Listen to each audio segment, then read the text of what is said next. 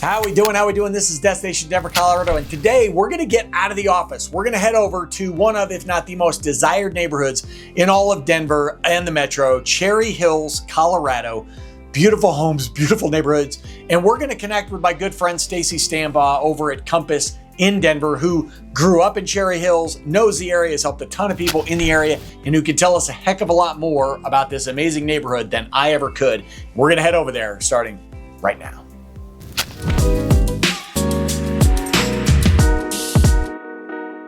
How we doing? How we doing? This is Destination Denver, Colorado, and today a special episode for you. We are in Cherry Hills Village with my friend Stacey Stambaugh, the founder of the Savvy Group at Compass Denver.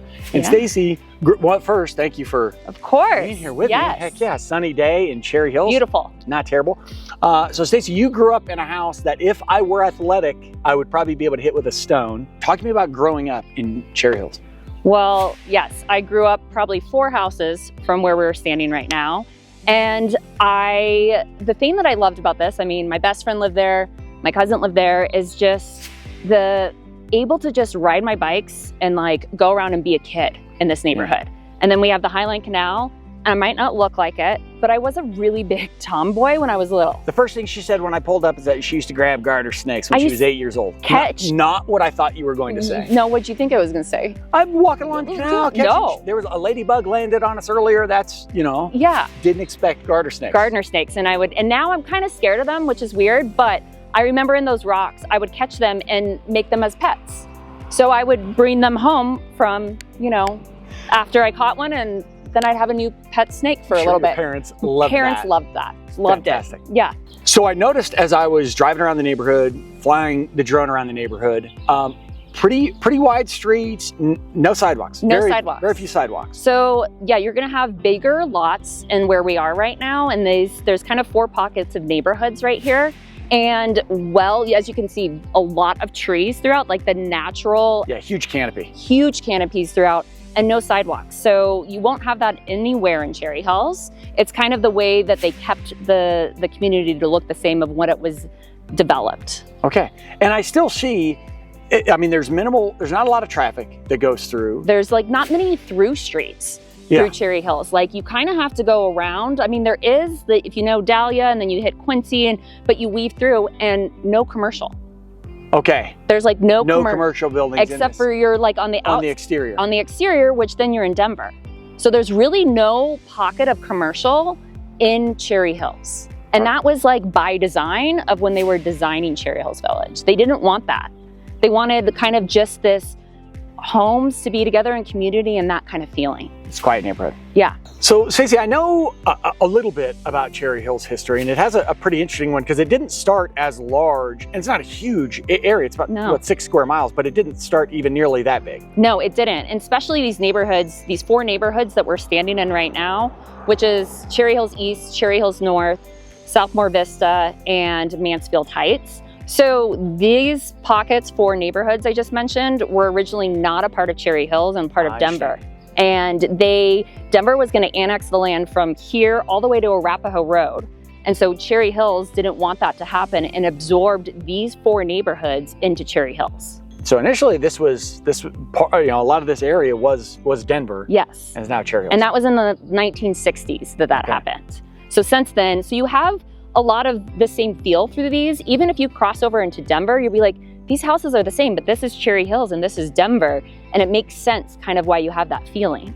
So again, as we mentioned, you don't get very far down any list of desirable neighborhoods in Denver before Cherry Hills comes up if it's not at the top. Talk to me about what makes Cherry Hills. I mean, we can see how pretty it is. We can see the houses, many of which I wish I could afford. But I mean, what draws people to this neighborhood? Well, I think one big thing is it's a big family neighborhood. So schools is a huge thing. So you have really top-rated schools, Cherry Hills Elementary School, which I went to. Then you go to West Middle School and Cherry Creek High School. I went to all of those. And so that brings in a lot of families because you have that. Also, another thing is that with the schools, compared to some other surrounding like schools that you would be going to, is that you have really accessibility to the city still. Like you are still close to, easy to get to Colorado Boulevard, to downtown, to I-25. So you're like really still in the city and not in the suburbs. Like I don't really consider Cherry Hills, I mean, it is a suburb, it is the suburbs, but you're like, it's Denver, Cherry Hills, and you're Very right much. there. Yeah, so you still have that easy accessibility to get downtown if you're working downtown. You're in DTC. I mean, you can go to Denver Tech Center just like that. I did that by accident before making this video. So you're close enough to the Denver Tech Center where you can accidentally go and get coffee in the Denver Tech Center. Correct. So that's another point of this neighborhood and all of Cherry Hills that you have that. Now, when I'm taking off on the drone and you see these, I mean, some gorgeous houses, and yes, some with tennis courts smaller than others. You have to rough it sometimes. But there's also just really nice houses, and it looks like they're on decent sized land. We mentioned the canopy with trees. So talk to me about kind of, you mentioned earlier, or to me, this being kind of your entry point into Cherry Hills. So these 4 neighborhoods where we're at, as you were kind of saying, this is a really good entry point into Cherry Hills if you don't have $8, $10, $20 million, because you'll find those types of houses in Cherry Hills Village as well. Sure. But in these 4 neighborhoods, it's a really good starting point to get in. And you're gonna range from 1.5 up to 3. You have some higher than that in this area, but it's a really good starting point if you're like, I wanna get into— This is the neighborhood you wanna be in. Yes, if you wanna get into Cherry Hills, you see that this is where people start in these kind of neighborhoods, and then they might move up, or also you see them keep the house and then do a major renovation or construction to it because they actually don't want to leave. They like the community, they like the accessibility, they like all of that.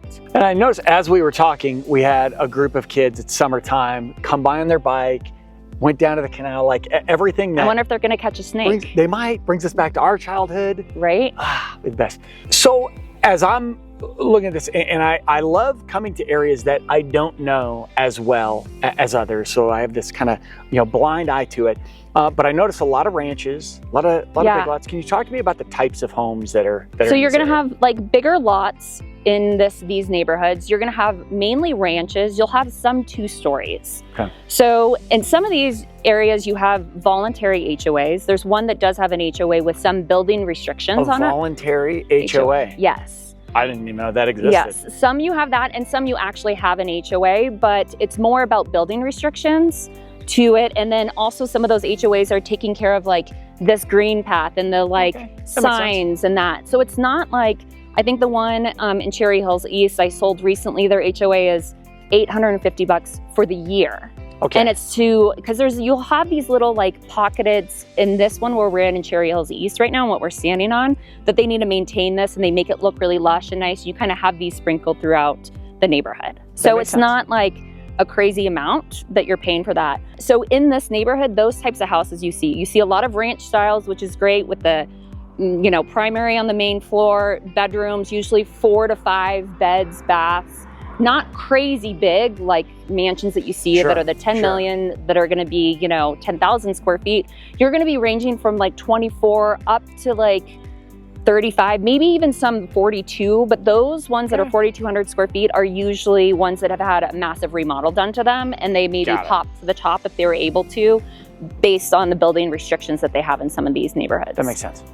And I would think for the majority of people who are moving into Cherry Hills and looking at as an entry point, 2,400 to 4,200 square feet is going to be plenty of room, along with the size of the yard. I could use a bigger yard myself, not gonna lie. So, Stacey, I know that no one wants to get outside. We're in there in Colorado, and it's pretty clear that Cherry Hills gives you a lot of reasons to be outside. I know we're on one here on the Highline Canal. Can you tell me a little bit about this? Yeah, so this is 71 miles of trails that it was originally developed in the 1800s to divert water from the South Platte River for architectural irrigation. So I made her say the big words, and she said them, and I did it. Just nailed it. And also on this, so you're gonna biking, walking dogs, and horses. So you'll see, because there's some equestrian properties further down, so you will sometimes run into horses on these trails. It's another reason that I'm gonna have to move here. My daughter loves horses. Expensive habit. So, Stacey, I mean, we're standing technically on a hill here, but I have to say, so far Cherry Hills doesn't seem very, very hilly. I guess it's hillier than Denver. So if you're comparing it to Denver, there's not many hills in Denver. So that's maybe where they came up with, like, if you go on Holly, you do get some hills. You do get some, but it's not like what you would think of like the word hills in the name that it would be this very, I would think, And hilly. I also, not that I know when they grow, but I also haven't noticed many cherries as well. So can you give me some background on where Cherry Hills comes from? So the original town center that they had when they were forming the town had some cherry trees that were lined it. Okay. And maybe they're like, this is hillier than Denver and some other neighborhoods. So marrying those two together of there's cherry trees. Let's go with cherry and hills. I mean, didn't overthink it, locked in a name. Yeah. I mean, it works. I mean, it does. And it's stuck. And now everyone knows Cherry Hills. So Stacey, one thing I've always noticed when I talk to people who live in or around Cherry Hills is that it's a generational location. It's the type of place where people are like, you know, I grew up in house, parents still own the house, grandparents still own the house. Can you speak to just kind of once people are here, they don't seem to want to go anywhere else? And which is true. And even the stat that we have that's tied to that is 95% owner occupied. That's wild. So that is very high. That's very high compared to the surrounding cities. Even if you go south, north, west, they're like the owner occupied is not at that 95%, which shows that the people that are moving into Cherry Hills want to be here and they stay here. They usually stay here, and you have that whole community aspect and all of that. So you don't see people moving out or renting their house or anything like that. So you don't have accessibility as much in these neighborhoods to rent. That also probably means you have to talk to your neighbors. Yeah. A struggle there. But one thing that's hard about that is that if you want to talk to your neighbors on the phone, one thing that's really bad is the cell service in Cherry Hills. I was going to ask you about this. Awful. Okay, I didn't understand. I thought there was something wrong with my phone. What? No. Any reason for that? And you guys can fact check me, but I think there's some stuff about with the city and people wanting adding cell towers. I think they're trying to do that, but you will be in, like my sister lived in one of these neighborhoods, and I remember always talking to her, and she'd go home, she's like, I'm gonna lose you in 5 minutes, and it would like lose her until she got to her house to connect to the Wi-Fi. Like, it's just one of the things that there is horrible service. Okay, I pulled up to this park and I was on SOS and I couldn't figure out why, because you're literally in the heart of the city. You're in the heart of the city, but you have bad cell service. So if you want to talk to your neighbor, you might need to do it person to person. That's fair. Be a neighbor. Get the megaphone. Yeah. So while we're on this topic, because we've talked about a lot of amazing things about Cherry Hills, and it's not really a neighborhood that I think for people who desire it, you don't really have to talk them into being here. Yeah. Talk to me about some of the other negatives, some of the other drawbacks of the area. Yeah. So some drawbacks of Cherry Hills, I would say, is depending on where you are, not the neighborhoods we're in, which is Mansfield Heights, Cherry Hills North, Cherry Hills East, Southmore Vista, is those are really close to the city. So you have close access to Hampton to get onto I-25. Whereas if you're in like the deeper Cherry Hills, which would be closer to Cherry Hills Elementary School, which is on Quincy and University, it's a little bit of a trek to get to the highway. You have to take like University all the way down, or University to Hampton. And as we talked before, there's not really like through streets. You can take Quincy, but Quincy takes you all the way through and you can't get on I-25 unless you go to DTC. So that's the one thing, unless these 4 neighborhoods that we're in right now have a little bit better accessibility to get into the city than if you were in deep Cherry Hills. Okay. So Stacey, I was noticing when I was south of Quincy, kind of between Quincy and Bellevue, I mean, it just looked different driving through it. There's a lot of turning around because there's no through streets, as we talked about. Correct. And drone footage, I mean, there's just some impressive houses over there. Over there is different where we are now. You get land, acreage, 5 acres. Like you are sitting on big parcels of land. So you kind of ask this later. That's a ton of land for like the Denver area to have 5 acres is like massive. Back there and by, Kent Denver, which is a private school within off Quincy right there, you're gonna have, and there's some even like cool little, some properties have their own like lake, a little pond or something. So like Pond and a pool. That's, pond and a pool, I mean, so when you cross over Quincy and you get into that, those are gonna be a much higher price point. You're gonna have much bigger houses. Usually you have custom houses right now. A lot are being torn down and just like McMansions are being built because you have the land and the acreage to do that on. That makes where sense. you don't as much here because the lot sizes are a little more confined. That makes sense. For those of you who end up buying homes like that, you're most likely not going to need my lending services, and that's fine. Just make sure that I'm invited to all parties, and that makes up for it. So Stacey, I know we talked a little bit about the schools, but I noticed, I mean, you have Kent Denver, which is this prestigious private school. Yep. And I know there's not every single school and every single classroom in the area is great, but it just seems like you have a lot of options. You do. I mean, and as I said before, like Cherry Hills Elementary, West Middle School, Creek is a high school, and I'm a product of that. She knows how to say big words that I can't pronounce, so yeah, clearly that education paid off. So you have that. You also have kind of St. Mary's that's in it, as well as another private school. So you have some other options for schooling. You know, obviously each kid's a little bit different. So if your kid is fine in mainstream, the mainstream is great. But if you need something like challenging more or something, there's other options that are close as well. Absolutely.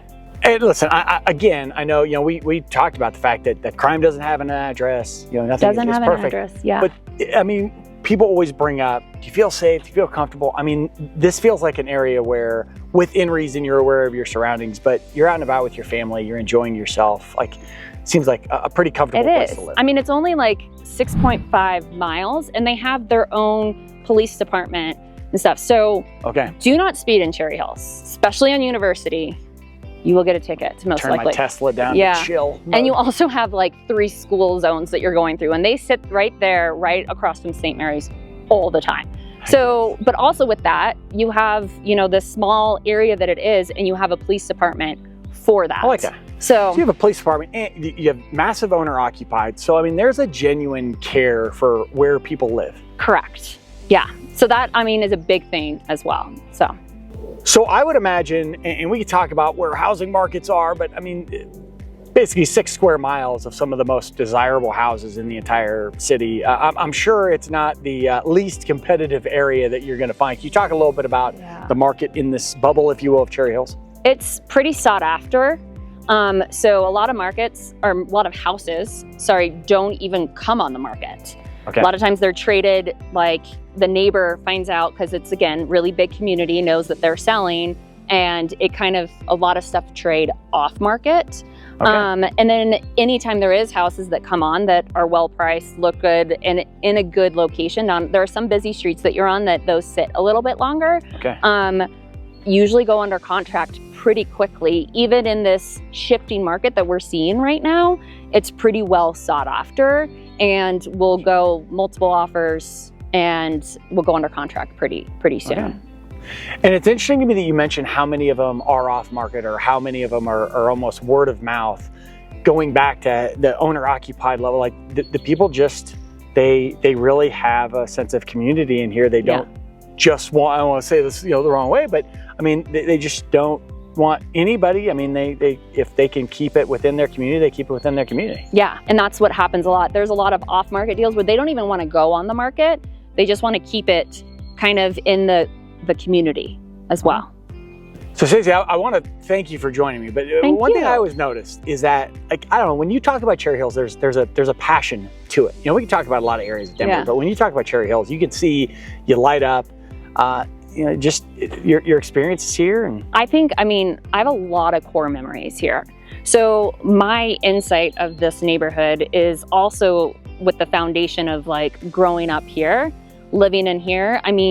I still have a scar on my knee from when my dog Tucker pulled me off my bike on the Highland Canal, like literally right up there, and rocks were shoved up at like my knee. And I remember riding back. So like good memories, bad memories, but still memories of being a kid, and which is a little bit different insight than just here's a neighborhood and here's the feeling and here's the house, where I have history in it, which I can like then talk to the kids of like and relate to them of like how they're gonna experience it, and share that with my clients when showing in Cherry Hills.